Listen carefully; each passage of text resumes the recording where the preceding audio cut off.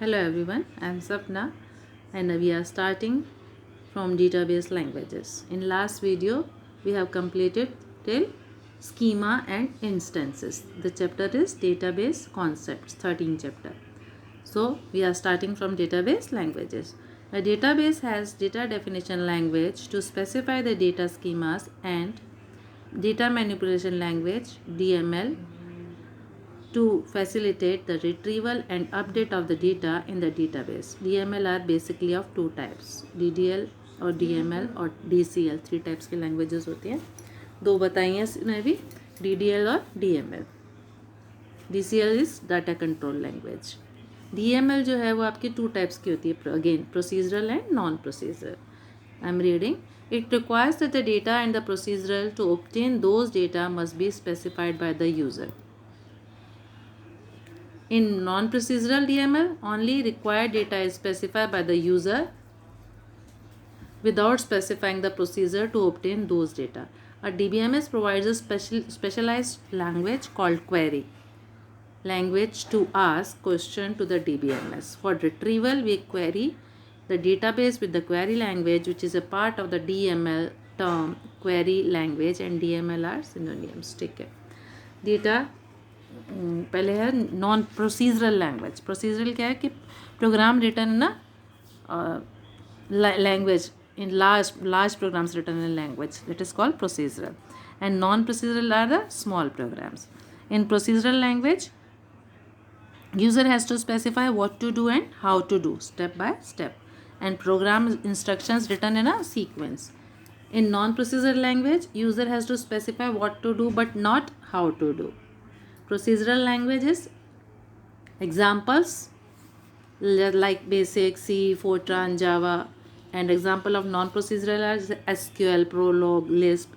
It is command-driven language. Query means we can ask the question if we want to find some information from the database, then we can retrieve the data part of the database from the using the query. We will ask the question, we will write our requirement in query, and it will retrieve that particular data. Classification of DBMS. A DBMS system can be several types based on the following criteria. Based on user. Our first criteria is the number of the users supported by the system. First criteria क्या है कि number of the user कितने हैं, क्या है. Supported by the system, support कितने system support कर सकता है. अच्छा जी. Single user system support only one user at a time and are mostly used with personal computers. Single user जो है किसको सपोर्ट करता है, one user at a time और पर्सनल कंप्यूटर पे. Multiple user which include the majority of database supported multiple user concurrently. एक साथ multiple user you can use the system. Now based on user, we can have single user database system which supports one user at a time. ठीक है. multiple user when concurrent means data we are using data at the same time. Based on architecture, a second criteria is on the number of the computer system on which database runs. Second criteria क्या है, number of computer है. पहले था number of user, अब है number of architecture में computer on which database जिस पे run होगा. A centralized or client server DBMS can support multiple user. अब client and server क्या होता है कि एक आपका centralized computer होगा, ये हो गया आपका सर्वर, और इसको बहुत सारे लोग यूज़ कर सकते हैं यूज़र्स, वो सब क्या हो गए, क्लाइंट्स. ये हमारा सर्वर और ये सारे क्लाइंट्स. ठीक है. सेंट्रलाइज्ड. ठीक है ना. तो based on architecture centralised on client server. Now based on type of data model. Here it is based on type of data model. Third criteria is the type of the data model on which the database is based. 3 DBMS can be the following types: hierarchical database, network database, relational database, and object oriented database. Based on data on the type of the data model, the most popular data model is used today is relational data model like MS SQL, DBS, and Oracle. Other traditional model can be name hierarchical network, है ना. In the recent year we are getting familiar with the object oriented data model, but these models have not had widespread use. Data model. Next topic is data model. A data model is a collection of the concept of describing data, the meaning of data, data constraints and data relationship. ये describe करता है data को कि वो किस तरह एक दूसरे से जुड़े हैं, मीन्स उनके बीच में रिलेशनशिप क्या है. ये डिफाइन करता है कि कैसे डेटाबेस का लॉजिकल स्ट्रक्चर बना है. ठीक है. डेटा मॉडल डेटा को ऑर्गेनाइज करता है, उसको स्टोर करता है. ठीक है. तो a data model is a collection of the concept describing data, meaning of data and constraints and relationship. Hierarchical data model. We can find older systems that are based on a hierarchical model. The first hierarchical DBMS is IMS and it was released on 1968. The hierarchical DBMS is used to model one-to-many relationship. Presenting data to user in a tree-like structure. Hierarchical मतलब होता है एक जैसे tree है. hierarchical means ये होता है कि ट्री लाइक स्ट्रक्चर, ट्री की तरह होता है और उसकी ब्रांचेज होती हैं, सब ब्रांचेज होती हैं, that is hierarchy. Within each record, data elements are organized into pieces of the records called segment. छोटे छोटे pieces में बटा हुआ होता है, उसको segment कहते हैं. Segment to the user. Each record looks like an organizational chart with the top level segment called the root. जो top level जहाँ से starting होती है वो क्या कहलाता है? root कहलाता है. Upper segment is connected logically to the lower segment in the parent-child relationship. Parent-child relationship की तरह जुड़ा होता है. A parent segment can have more than one child, but a child can have only one parent. ठीक है. जैसे उसने बताया कि one to many मतलब एक पेरेंट्स के बच्चे बहुत सारे हो सकते हैं पर उन सब बच्चों के पेरेंट्स एक ही होते हैं. A parent segment can have more one child. अच्छा हो गया. Figure 1 shows a hierarchical structure that might be used to for school management system. ठीक है, अभी देखते हैं. The root segment is classes which contains basic classes information such as name, strength and room number. Immediately below it are two child segments, subjects and student containing. The subject segment has one child below, teacher. ठीक है. Classes, root, class name, strength and room number. ये आगे divided in two parts, subject and subject name, and student name, roll number, address, age and class. Again subject is divided into 4 parts. ठीक है. teacher, salary, address and phone. It is found that is large legacy system where high volume transaction processing is required. Hierarchical DBMS can still be used. Banks, insurance companies and other high volume user continue to use a reliable hierarchical database. Underline कर लो. एक तो one to many पे और एक bank insurance companies पे. Network data model. A network data model DBMS data logically as many to many relationship होता. One to many, ये है many to many. In other words, parents can have multiple children and children can have more than one parent. सरल word में कह सकते हैं कि बच्चे एक ही पेरेंट्स के बहुत सारे और उन बच्चों के पेरेंट्स भी बहुत सारे. Many to many. A typical many to many relationship for a network DBMS is the subject-student relationship.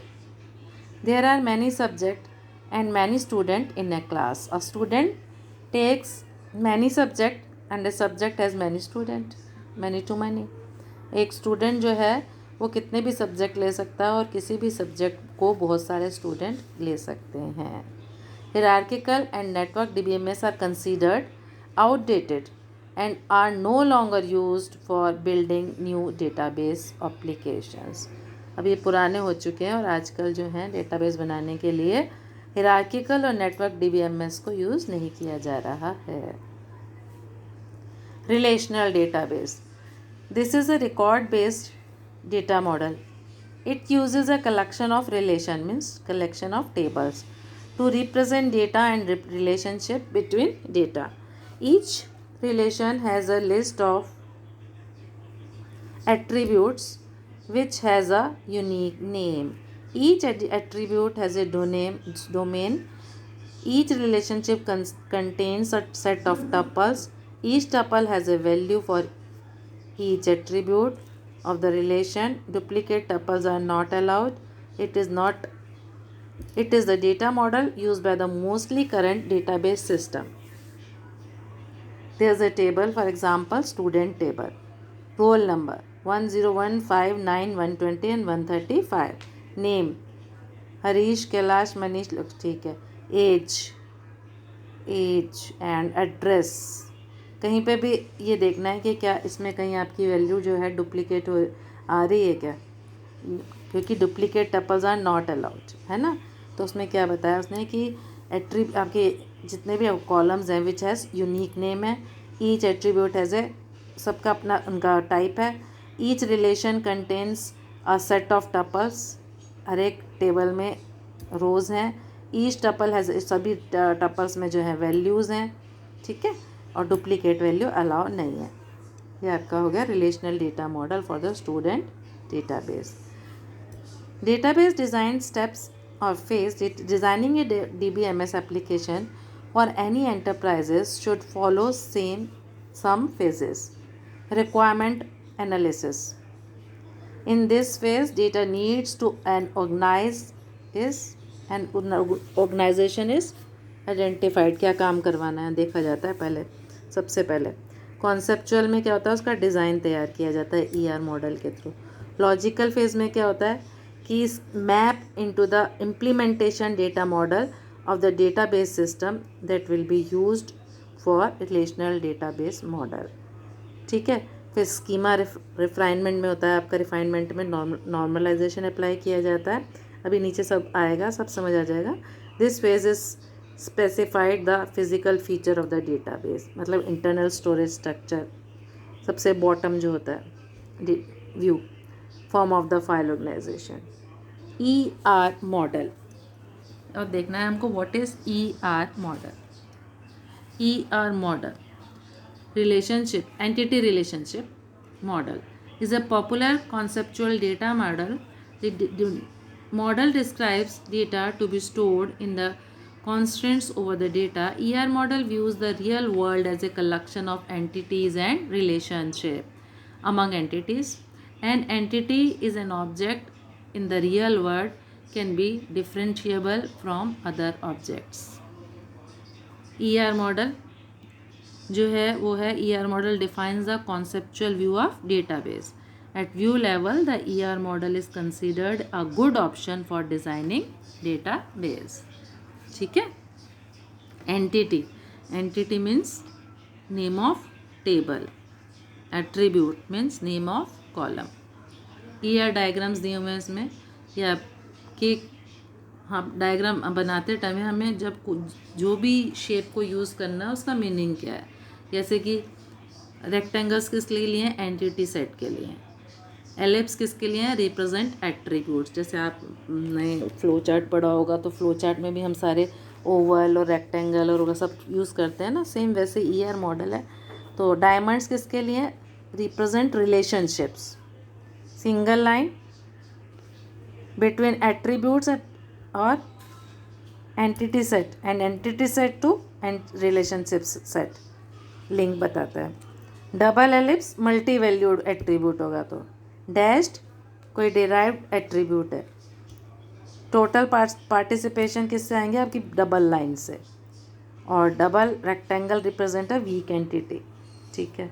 ये सब आपको ध्यान रखने पड़ेंगे. प्राइमरी की अगर कोई अंडरलाइन कर रखा ओवल के अंदर तो वो क्या है, हमारी प्राइमरी की है। Identifying relationship for weak entity set, double diamond. Now entity. Entity is an object in the real world that is distinguishable from the other object. Example, a class, a teacher, the address of the teacher, student, a subject.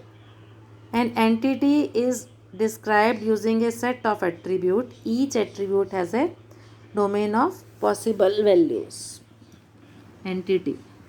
ठीक है, entity हो गया हमारा कि भाई entity can be a real word object. Example, in a school database, student, teacher, class, course offered. ये तो हमारा क्या हो गया, एंटिटी हो गया. एंटिटी सेट क्या है, collection of similar type of entity.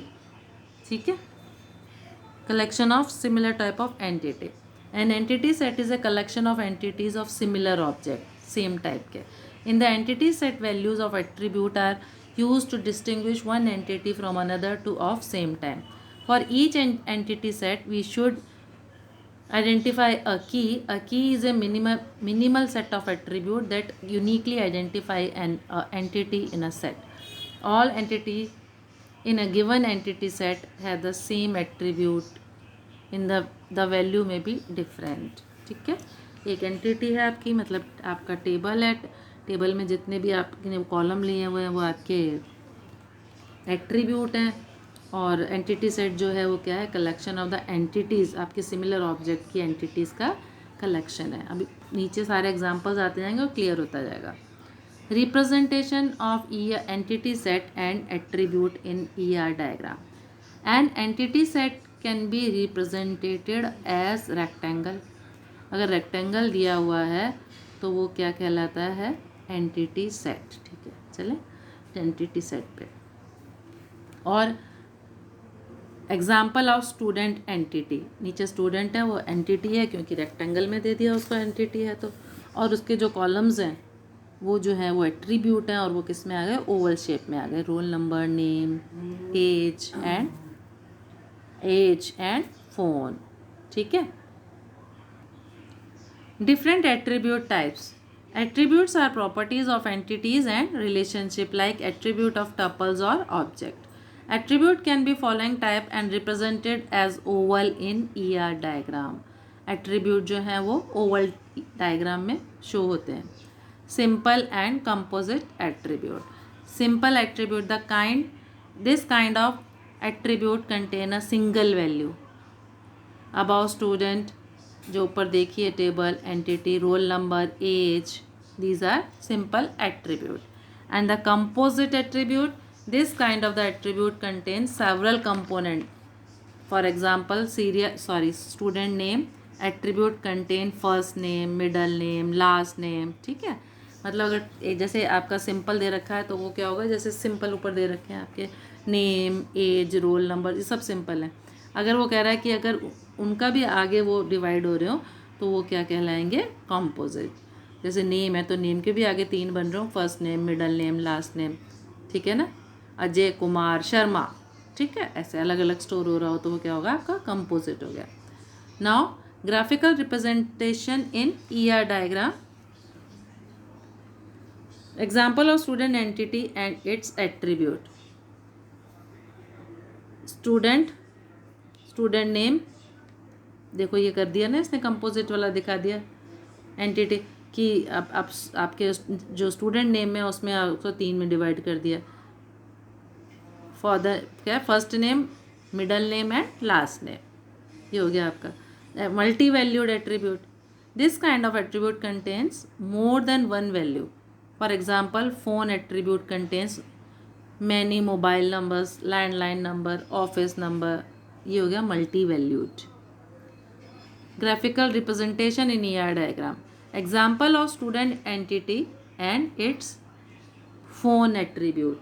तो अब मल्टी वैल्यूड हमने ऊपर देखा था किस में आता है, डबल एलिप्स में. तो डबल एलिप्स में स्टूडेंट के अंदर उसने क्या लिखा है, फोन. ठीक है. Derived attribute. Value of this kind of attribute can be computed from other attribute. For example, age can be computed from date of birth and the current date. तो ये क्या होता है, डिराइव्ड, मतलब जो एट्रीब्यूट है वो कहीं से कंप्यूटेड हो रहा है. जैसे कि आपने एज लिया है तो एज आपकी डेट ऑफ बर्थ से भी कैलकुलेट हो सकती है या करंट डेट से भी कैलकुलेट हो सकती है. Graphical representation. Example of student entity and its age attribute along with multi valued and composite attribute. ये आ गया आपके स्टूडेंट, स्टूडेंट का स्टूडेंट नेम, फिर वो आपके गया first name, middle name and last name में आपकी मल्टी वैल्यूड आपका गया वो डबल ओ एलिप्स में, और बाकी सिंपल जो है आपके एज और address. Now relationship. A relationship is an association among two or more entities. Relationship that involve two entity set are called binary or degree 2 relationship. Relationship is an association among two or more entities. दो या दो से ज़्यादा entities का आपस में जो जुड़ी हुई होती हैं, that is called relationship. ये इन्वॉल्व करता है दो एंटिटी को, are set are called binary relationship. ठीक है, आगे देखें. सेकंड क्या है, relationship set. A relationship set of the same type among same entity set. For example, student admission in class. Here admission is a relationship between the student and class entity set. ठीक है, यहाँ पे उसने बताया कि student admission in class, student ने class में admission ली, तो यहाँ पे क्या रिलेशनशिप हुआ, स्टूडेंट और class, relationship between student and class. तो it can be represented as a diamond. देखते हैं, हमारा स्टूडेंट का था एंटिटी और दूसरी एंटिटी थी हमारी क्लासेस की. ओके, स्टूडेंट और क्लासेस की एंटिटीज़ जो हैं वो सारी शो हो रहे हैं एट्रीब्यूट उसके. अब उसके बाद क्लास और स्टूडेंट में क्या रिलेशन है कि एडमिशन का. ठीक है ना, तो उसको उन्होंने किससे शो किया है, ओ इससे, डायमंड से. जब रिलेशनशिप दिखाने होंगे तो किससे दिखाएंगे, डायमंड से. आगे देखते हैं attribute of relationship. Attribute of relationship. A relationship can also include its own attributes. For example, assume that student take admission in particular class and on a particular date. एक स्टूडेंट जो है वो एक particular class में admission ले रहा है किसी पर्टिकुलर डेट के दिन. So where do the admission date go, तो एडमिशन डेट कहाँ जाएगी. Following are the two possibilities, दो पॉसिबिलिटीज़ हैं हमारे पास. विथ स्टूडेंट, स्टूडेंट के साथ या क्लासेस के साथ. ठीक है, एडमिशन डेट किस कहाँ जाएगी, या तो स्टूडेंट के साथ या क्लासेस का. But student can have different admission dates for different classes. With classes, but a class can assign different admission date for multiple student. So it will go with the admission as shown in a relationship. दोनों में वाला possibilities बताई, फिर दोनों में problem बताई, तो बोल रहे हैं कि तो ये किस में हमने क्या किया, रिलेशनशिप करके एडमिशन के साथ ही दिया. ठीक है. Constraints. ER model describes data to be stored and also the constraints over the data. These constraints are mapping, cardinality, key constraints and participation constraints. Key constant. A key is a set of attribute whose value can belong to at most one entity in an entity set, that is a set of attribute that can uniquely identify an entity. For example, roll number is a key of the student entity set. A key is of entity set is represented by underlying all attribute in the key. ठीक है, की constant means जो primary की है उसकी जिसकी value जो है यूनिक होती है, नल भी नहीं होती है. ठीक है ना, रिपीट भी नहीं होती है, आइडेंटिफाई रिकॉर्ड करने के काम में आता है. तो प्राइमरी की को वो कह रहा है अंडरलाइन से हम लोग डिस्प्ले करेंगे. ऊपर देखा था हमने ओवल में अंडरलाइन किया हुआ था. तो जो हमारा कॉलम, जो हमारा फील्ड, जो हमारा एट्रीब्यूट प्राइमरी की असाइन करेंगे वो अंडरलाइन से डिस्प्ले करेंगे. For example, in classes entity set class name is the primary की। तो देखो class name is the primary की इन विच, ये अंडरलाइन कर रखिए, तो ये हमारा क्या हो गया, प्राइमरी की हो गया। इन विच कहाँ गया, is unique because we are assuming that 12 different classes from first to 12th exist in the school without any section. 1 2 3 4 5 6 अलग अलग क्लासेस हैं, लेकिन उनके सेक्शन नहीं है, हम ये सोच रहे हैं। अभी सेक्शन होते तो फिर वो रिपीट हो जाती है ना, 12A 12C 12B 12C, ठीक है। Composite key, 2 or more attributes are used to serve as a key। 2 या 2 से ज़्यादा एट्रीब्यूट जैसे कि नेम और address alone cannot uniquely identify a student, but together they can identify a student। Composite key क्या होती है, 2 या 2 से अधिक एट्रीब्यूट जिनमें की यूनिक वैल्यू हो, जैसे नेम एंड एड्रेस है, तो ये alone cannot uniquely identify a student but together they can. तो जब हम लोगों ने कंपोजिट का मीन्स होता है कि हम अगर ऐसे कोई हमारे पास एट्रीब्यूट है, कॉलम है जिनमें हमारे यूनिक वैल्यू है, 2 या 2 से ज़्यादा ऐसे कॉलम है जिनमें यूनिक वैल्यू है, तो वो जो है दोनों एक साथ ही आइडेंटिफाई करेंगे रिकॉर्ड्स को, एक अकेला नहीं करेगा, ठीक है ना। आगे देखें, next, student name and address दोनों ही प्राइमरी की है, ठीक है, दोनों हमारी प्राइमरी की है। अब आपका हो गया कंपोजिट, समझ आ गया। जैसे कोई एक ऐसा कॉलम, एक सेकेंड, कंपोजिट क्लियर हो गया। जैसे कोई एक ऐसा कॉलम हो, जैसे कि कोई आपके टेबल है, उसमें कोई आपने प्राइमरी की बनाई है, दो कॉलम्स को आपने प्राइमरी की ऐसे असाइन किया है, ठीक है। अब क्या हुआ कि जैसे आप उसको रिकॉर्ड चेक कर रहे हैं, रिकॉर्ड चेक करते टाइम जैसे फर्स्ट नेम और लास्ट नेम आपने 2 प्राइमरी लिए हैं, तो अगर कोई नाम, जैसे कि आप कोई भी नाम ले लो, जैसे सपना नाम है, तो वो अगर सपना एक से ज़्यादा बार आ रहा होगा तो लास्ट नेम को भी चेक करेगा, ठीक है। तो वो क्या हुआ, दोनों यूनिक की काम में आ गई ना, इसलिए ऐसे चेक करेगा, ठीक है। और सेकेंड है आपका कैंडिडेट की।